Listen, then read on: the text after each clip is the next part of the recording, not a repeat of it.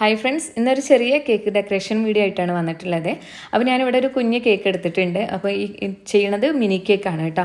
അപ്പോൾ അതിന് വേണ്ടിയിട്ട് 3 ഇഞ്ച് സൈസിലുള്ള കേക്ക് ചെയ്തെടുത്തിട്ടുണ്ട്. 3 ഇഞ്ച് ബേക്കിംഗ് ടിന്ന് ഉണ്ട് കേട്ടോ. അപ്പോൾ അതിലാണ് ചെയ്തെടുത്തിട്ടുള്ളത്. 3 ഇഞ്ച് ഇല്ലയെന്നുണ്ടെങ്കിൽ ഇല്ലയെന്നുണ്ടെങ്കിൽ നമുക്ക് എല്ലാം അടപ്പ് വെച്ചിട്ട് കട്ട് ചെയ്തെടുക്കാം.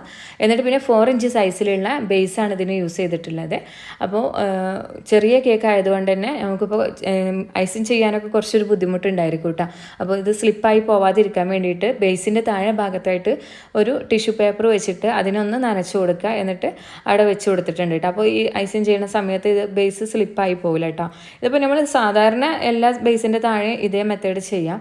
ചില സമയത്തൊക്കെ സ്ലിപ്പ് ആവാറുണ്ടല്ലോ ഐസിങ് ചെയ്യണ സമയത്ത്. അപ്പോൾ ഈ ഒരു മെത്തേഡ് യൂസ് ചെയ്യാം.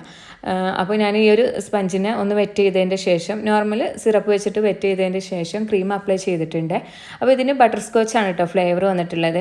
അപ്പോൾ ബട്ടർ സ്കോച്ച് കേക്കിന് നമ്മളിപ്പോൾ സോസ് യൂസ് ചെയ്യും. Butterscotch caramel sauce use ചെയ്തിട്ടാണല്ലോ ഐസിങ് ചെയ്യാറുള്ളത്. അപ്പോൾ കാരമൽ ഈ സോസ് കുറച്ച് ലൂസ് ആയതുകൊണ്ട് തന്നെ അടുത്ത ലെയർ വെച്ചിട്ട് ചെയ്യുന്ന സമയത്ത് ലെയേഴ്സ് തമ്മിൽ സ്ലിപ്പ് ആവാൻ ചാൻസ് ഉണ്ട്. അപ്പോൾ ഞാനിവിടെ ഇതിൻ്റെ ക്രഷാണ് എടുത്തിട്ടുള്ളത്. ബട്ടർ സ്കോച്ചിൻ്റെ ക്രഷാണ് കേട്ടോ.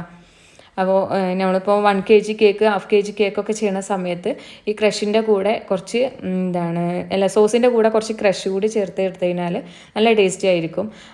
ഒരു എന്താ പറയുക, നല്ലൊരു ടേസ്റ്റാണ് കേട്ടോ. അപ്പോൾ ഇങ്ങനെ ഒന്ന് ചെയ്ത് നോക്കട്ടോ. അപ്പോൾ ഫസ്റ്റ് ലെയർ കൊടുത്തു. പിന്നെ അതിൻ്റെ മുകളിലായിട്ട് പ്രളയം പൊടിച്ചിട്ട് കൊടുക്കുകയാണ്. കുറച്ച് മാത്രമേ ഇടണുള്ളൂ. നമ്മൾ ചെറിയ കേക്കാണല്ലോ, അപ്പോൾ കുറച്ച് ഇട്ട് കൊടുത്താൽ മതി കേട്ടോ. എന്നിട്ട് പിന്നെ അടുത്ത ലെയറിന് വെച്ച് കൊടുക്കുക. അപ്പോൾ അതൊരു കൈയിനകത്ത് വെച്ചിട്ട് കട്ട് ചെയ്യാൻ വേണ്ടിയിട്ടാണ് കേട്ടോ.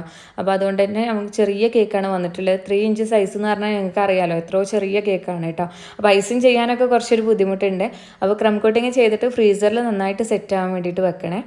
അപ്പോൾ സെക്കൻഡ് ലെയർ വെച്ചു. എന്നിട്ട് ഒന്ന് ജസ്റ്റ് പ്രസ് ചെയ്ത് കൊടുത്തിട്ടുണ്ട്. ഇങ്ങനെ സ്ലിപ്പ് ആവാനും വല്ല ചാൻസ് ഉണ്ടെങ്കിൽ അത് അവിടെ അമർന്നിരുന്നോട്ടെ എന്ന് വിചാരിച്ചിട്ട്. എന്നിട്ട് വീണ്ടും വെറ്റ് ചെയ്ത് കൊടുത്തു. ഇനി ഇതിൻ്റെ മുകളിൽ വീണ്ടും ക്രീം അപ്ലൈ ചെയ്തിട്ട് സെക്കൻഡ് ലെയറായിട്ട് കൊടുക്കണേ.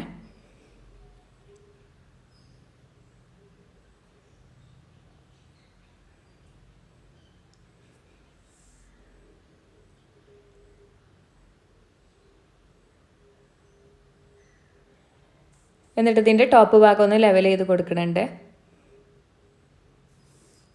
ഇപ്പോൾ ലെവൽ ചെയ്ത് കഴിഞ്ഞിട്ടുണ്ട് കേട്ടോ. ഇനി വീണ്ടും ക്രഷ് അപ്ലൈ ചെയ്ത് കൊടുക്കുക.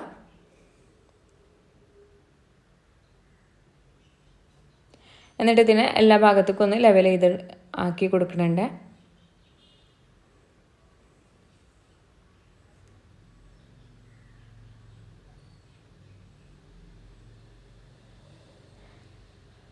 ഇനി പ്രളയം പൊടിച്ചത് ഇട്ട് കൊടുക്കുകയാണ്.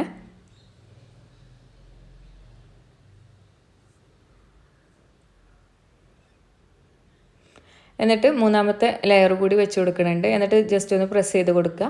എന്നിട്ട് വീണ്ടും വെറ്റ് ചെയ്തതിൻ്റെ ശേഷം ക്രം കോട്ടിങ് ചെയ്തെടുക്കണം കേട്ടോ. അപ്പോൾ ഇത് ഓവറായിട്ട് വെറ്റ് ചെയ്യേണ്ട ആവശ്യമില്ല. വെറ്റ് ചെയ്ത് കഴിഞ്ഞാൽ പുതിർന്നിട്ട് പെട്ടെന്ന് ഇങ്ങനെ സോക്കായിട്ട് പെട്ടെന്ന് സ്ലിപ്പാവാനൊക്കെ ചാൻസ് ഉണ്ട് കേട്ടോ. അപ്പോൾ ശ്രദ്ധിച്ചിട്ട് വേണം വെറ്റ് ചെയ്യാൻ. അപ്പോൾ സാധാരണയായിട്ട് നമ്മളിപ്പോൾ ഈ 3 ഇഞ്ച് ബേക്കിംഗ് ടിന്നൊക്കെ യൂസ് ചെയ്യുന്നത് വലിയ ഹൈറ്റുള്ള ടയർ കേക്കൊക്കെ വരുന്ന സമയത്ത് അതിൻ്റെ ഏറ്റവും ടോപ്പിൽ കൊടുക്കാറുള്ളത് 3 ഇഞ്ച് സൈസാണ് കേട്ടോ. പിന്നെ അതുപോലെ തന്നെ നമ്മളിപ്പോൾ ഗ്ലാസിൻ്റെ സ്പേസർ വെച്ചിട്ടുള്ള കേക്കിലൊക്കെ ചില സ്പേസർ വരുന്നത് 5 ഇഞ്ചിലാണ്. അപ്പോൾ 5 ഇഞ്ചിലൊക്കെ വരുമ്പോൾ ഈ ഒരു സൈസ് ആണ് കേട്ടോ യൂസ് ചെയ്യാറുള്ളത്. 5 ഇഞ്ചിൽ അതുപോലെ ചിലത് 6 ഇഞ്ച് വരാറുണ്ട്.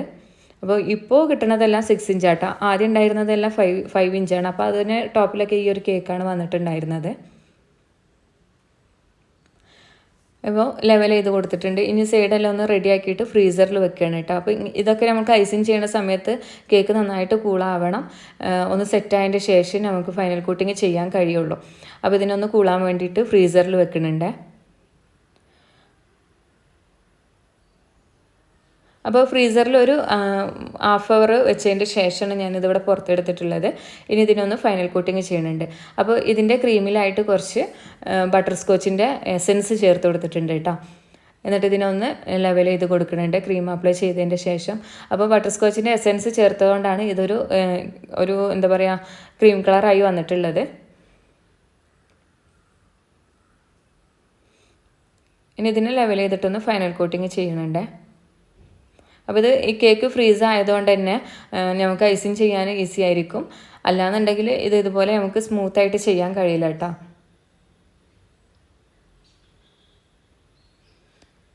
ഇനി ബേസ് ഒന്ന് ക്ലീൻ ചെയ്തതിൻ്റെ ശേഷം സൈഡൊന്ന് റെഡിയാക്കി കൊടുക്കുന്നുണ്ട്.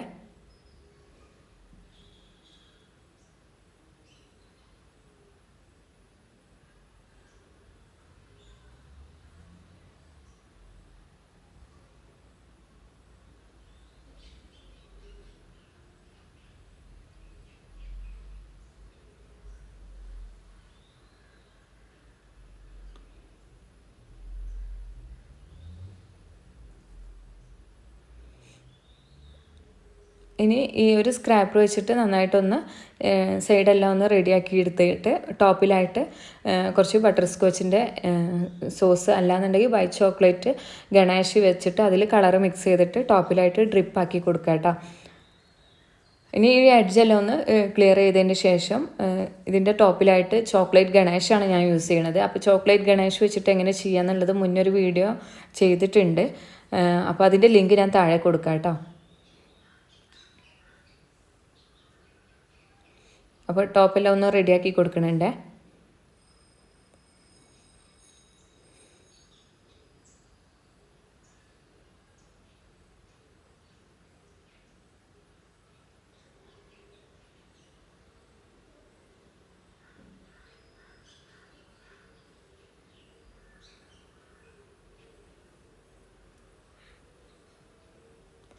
ഇനി ഇതിനെ ഫ്രിഡ്ജിൽ വെക്കുക. എന്നിട്ട് പിന്നെ ഗണേഷ് എല്ലാം കൊടുത്തിട്ട് അതിൻ്റെ ഫൈനൽ ലുക്ക് ഇങ്ങനെയാണ് വന്നിട്ടുള്ളത് കേട്ടോ.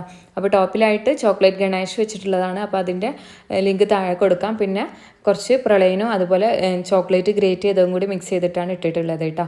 അപ്പോൾ ഇതാണ് കേക്കിൻ്റെ ഫൈനൽ ലുക്ക് വന്നിട്ടുള്ളത്. അപ്പോൾ ചെറിയ കേക്കാണ്, കൈനകത്ത് വെച്ചിട്ട് കട്ട് ചെയ്യാൻ പറ്റിയിട്ടുള്ളതാണ് കേട്ടോ. അപ്പോൾ ഈ ഒരു വീഡിയോ നിങ്ങൾക്ക് എല്ലാവർക്കും ഇഷ്ടമായിട്ടുണ്ടാവും എന്ന് വിചാരിക്കണം.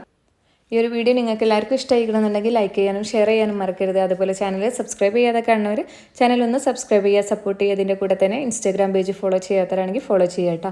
അടുത്ത വീഡിയോയിൽ പുതിയ വിശേഷങ്ങളും ഡെക്കറേഷനും എല്ലാം ആയിട്ട് നമുക്ക് കാണാം. താങ്ക്